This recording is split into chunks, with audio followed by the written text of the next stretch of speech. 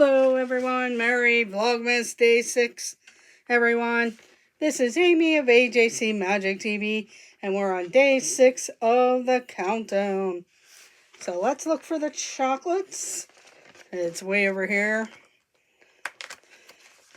And today, it looks like a chocolate present. So a chocolate present for the chocolate Day 6. And then today, we will find book number 6. Hello, Coaster Mom. And book number 6 is right here. We'll go ahead and quickly do the story. Welcome in, Mar and Memphis. And today is Disney Princess opening night. Disney Princess opening night. And when Cinderella still lived under the charge of Lady Tremaine, her stepmother hosted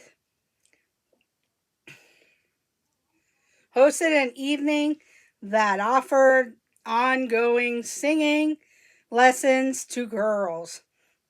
There, Cinderella was struck by the talent of one of the girls, Carrie. Now a princess, all Cinderella and Carine's paths cross again. Welcome in, Dean the Turkey Legster. Thank you for joining. Here we go with the story. It is called Opening Night. It was opening night at the Royal Theatre, and Princess Cinderella was excited to see the show. As the curtains went up, the star stepped onto the stage. Cinderella smiled. She knew the performer. It was Carine, a singer she had met long before she became a princess.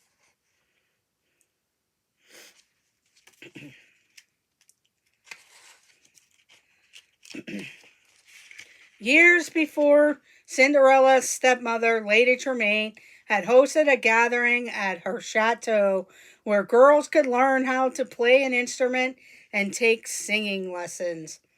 Lessons sounded boring to Lady Tremaine's two daughters, Drizella and Anastasia, but Cinderella thought it was a wonderful idea. "I love to come," she said. Lady Tremaine narrowed her eyes. "Why, Cinderella, do you really have that much free time?" "Well, I just meant you have far too many chores to do," said Cinderella's stepmother.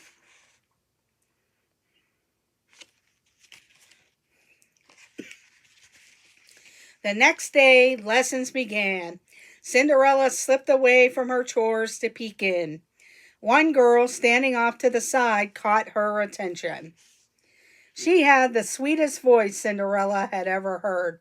Cinderella found out this girl's name was Carine.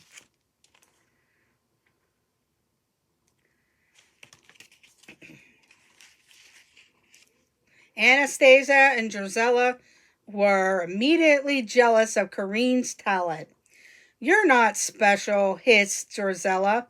"Your voice is so quiet no one can even hear you."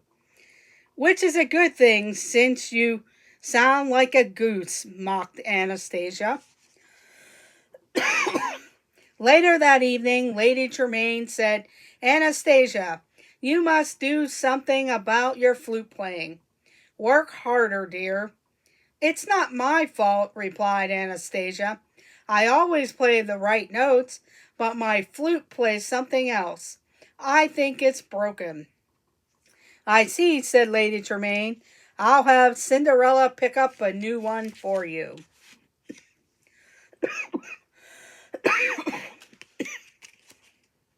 The chocolate. But at the music store the next morning, the shopkeeper couldn't find anything wrong with Anastasia's flute.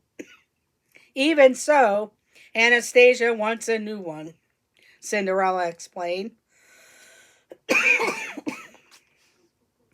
The man handed Cinderella a new flute and asked what she planned to do with the old one.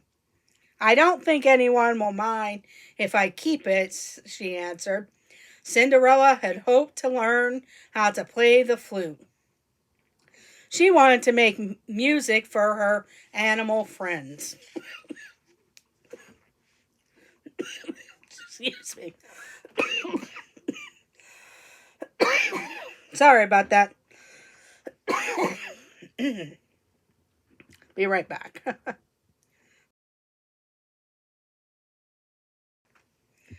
There's nothing like Joyce Beaver. This is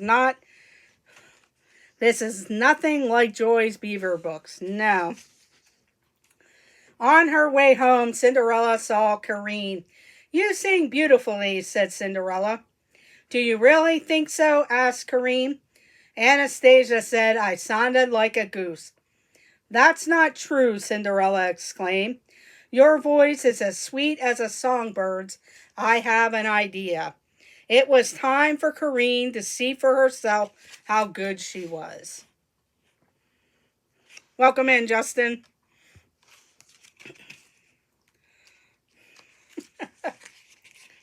First, Cinderella had Corinne sing for the shopkeeper at the music store.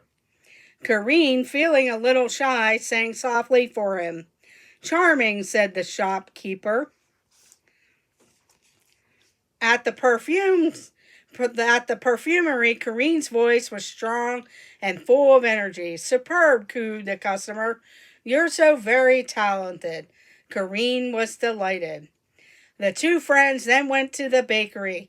This time, Corinne sang more confidently. The baker clapped, sending up clouds of flour dust.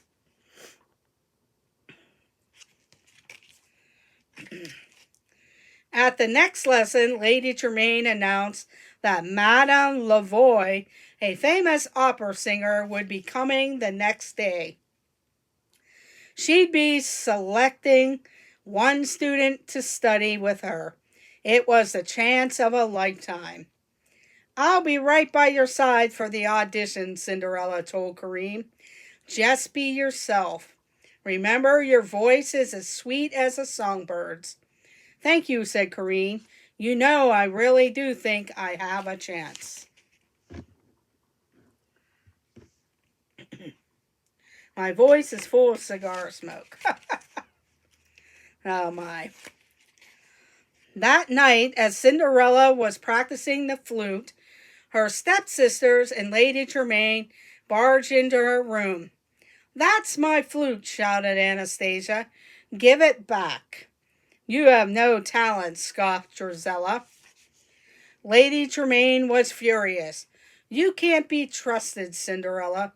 You are forbidden from being anywhere near the salon tomorrow. I want you to be outdoors gathering firewood. But I've already collected enough for the winter, said Cinderella. Then you will gather enough for 2 winters.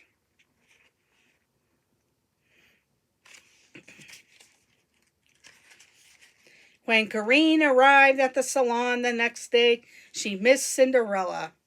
You can't sing, sneered Drizella, as Anastasia cackled. When it was Corinne's turn to audition for Madame Lavoie, she opened her mouth to sing, but nothing came out. Welcome in, T. Marie. Thank you for joining, Tina. In the meantime, Cinderella's friends had been working with her since dawn to collect firewood. As soon as they finished, Cinderella ran inside, hoping to be in time for the audition. She arrived just as Drizella and Anastasia were warbling their way through an off-key duet. It was dreadful.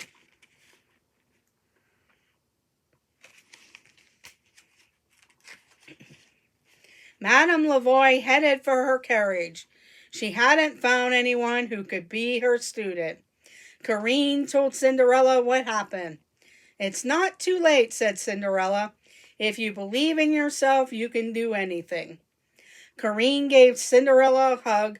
I think I'm ready to sing now.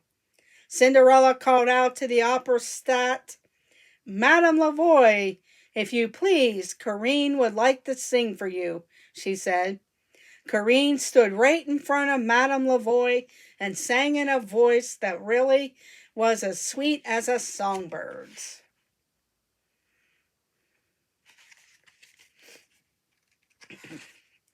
I have found a most talented student, announced Madame Lavoie. I predict Corinne will be a great star one day. Everyone applauded except Drizella and Anastasia. That night, Gus and Jacques brought Cinderella a surprise. The flute. She gasped. Oh, thank you. Cinderella promised she'd practice as much as possible so she could play a song for all her friends. That's exactly what she did.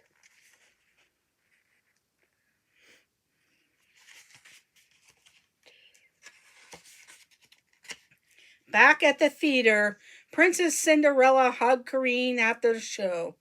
Your voice is as sweet as ever, she said. You had the whole audience under your spell. Thank you, Corinne said. I couldn't have done it without you, Princess. Suddenly, a young performer ran up to Corinne. I did it, she said.